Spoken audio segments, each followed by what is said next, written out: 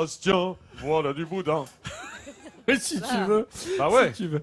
C'est vrai que, alors, on a fêté un anniversaire important l'an passé, en novembre. Il y a 40 ans, le 4 arrivait à Castelnaudary. Ce sont donc les noces d'émeraude. On parlait de noces d'or, ça tombe bien, des noces d'émeraude. L'émeraude, c'est le vert, c'est la couleur de la Légion. Le 4, c'est le 4e régiment étranger. Car c'est à Castelnaudary que sont formés les légionnaires avant d'être affectés dans les différents régiments, que ce soit de métropole, de Kourou ou de Mayotte. Et donc, si le commandement est à Aubagne, ici, on devient légionnaire. Et tout commence par la langue. À Castelnaudary, 12% des habitants ont une particularité, ce sont les futurs légionnaires. Ils sont 1700 hommes et tous sont formés ici, dans l'Aude. La relation entre le 4e régiment étranger Castelnaudary, c'est une histoire d'amour. C'est le premier endroit en France où ils vont découvrir la vie à la française. Et pour être un bon légionnaire, tout commence par l'apprentissage de la langue. Pour la cohésion du groupe, il faut mettre au diapason 150 nationalités.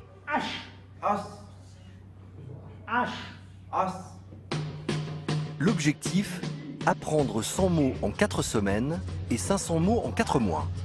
Une base qui leur permettra de communiquer avec les habitants de Castelnaudary lors de leur sortie.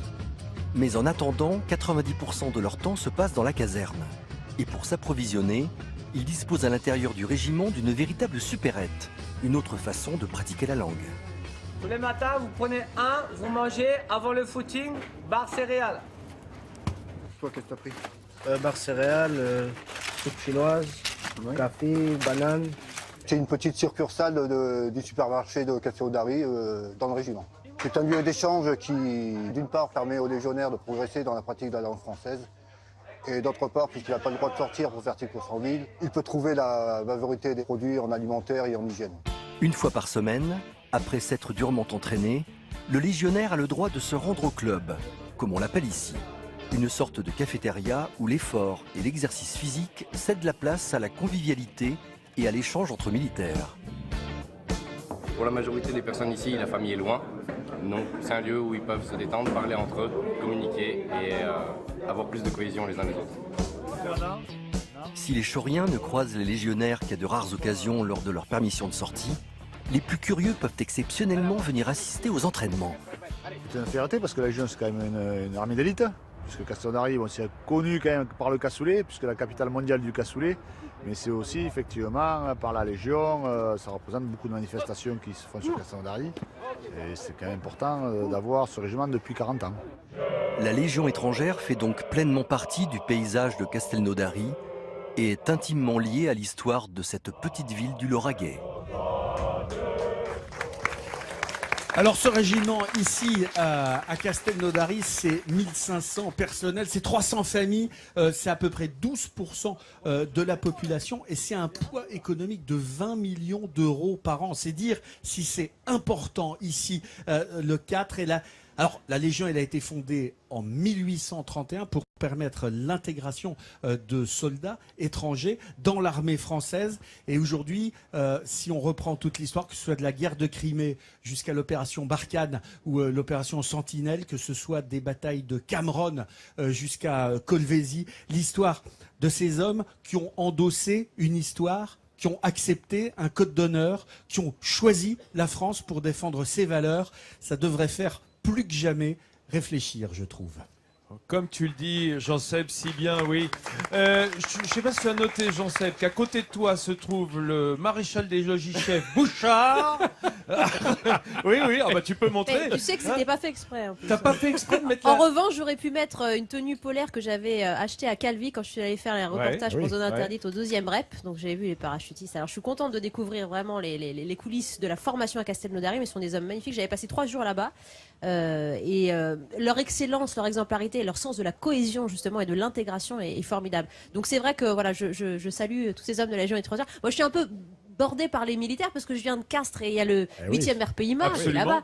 Donc voilà, c'est pas la même famille, c'est pas la même maison, mais je les côtoie. Mais justement, Wendy, à ton avis, toi qui a côtoyé l'intérieur de la Légion, Quel est ce rapport particulier qu'il y a avec les Français? Parce qu'on sent que à chaque 14 juillet, lors du défilé, il y a toujours quelque chose de particulier qui se passe pendant le défilé de la Légion.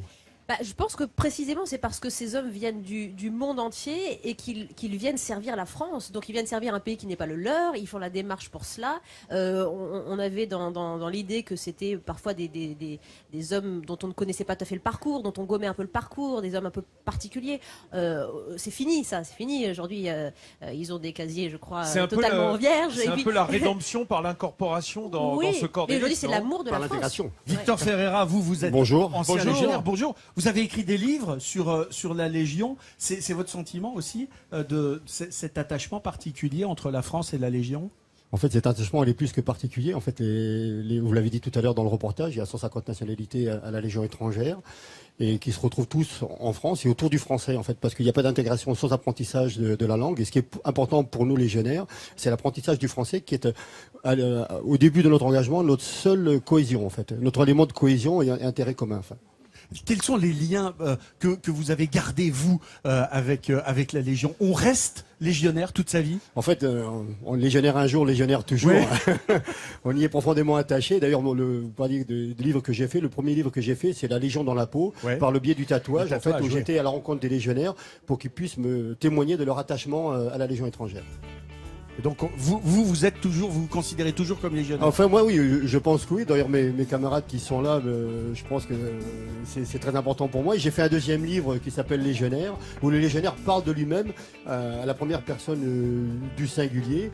Il y a un dialogue où il explique lui-même son parcours en fait, et le lecteur peut avoir ce contact, cette proximité avec lui en fait. Oui. Et puis il faut gagner son intégration à la Légion. Ce sont des épreuves de sélection extrêmement difficiles. Oui, effectivement, mais je pense que quand vous êtes capable de parcourir la moitié de la planète pour vous engager, la motivation est liée, quoi. Merci beaucoup. Merci à vous. Victor Ferreira, merci à vous, messieurs. La moitié de la planète, au rythme du pas du légionnaire, ça doit prendre du temps. Parce qu'il marche très lentement, hein, on le sait. C'est toujours un décalage dans les défilés du 14 juillet. C'est 80 pas minutes, je crois, non? C'est ça? 88. 88 pas minutes, voilà. Magnifique. Mais